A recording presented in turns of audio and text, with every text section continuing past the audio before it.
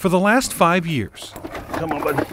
Come on. There you go. Diesel has been on the job for Westminster Police with partner Sergeant Brian Hempelmann.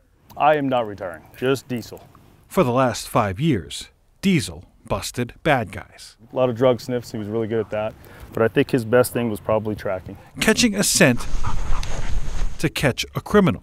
You like that? A star since his younger days on the force. We liked his personality, his drive, and just everything about him. But the job takes its toll, and Diesel, a brown Malinois, isn't young anymore, developing problems with his hips. I'm happy that we're retiring him when he's still healthy.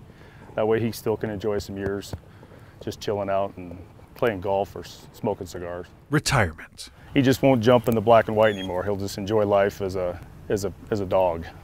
It's just a regular old dog. After all, for the last 5 years. Come on, let's go. That's 35 years in dog years. I love him. He's been a great partner, and he's protected me, and he's protected other officers, and he's protected citizens within the city of Westminster, and he deserves a good retirement.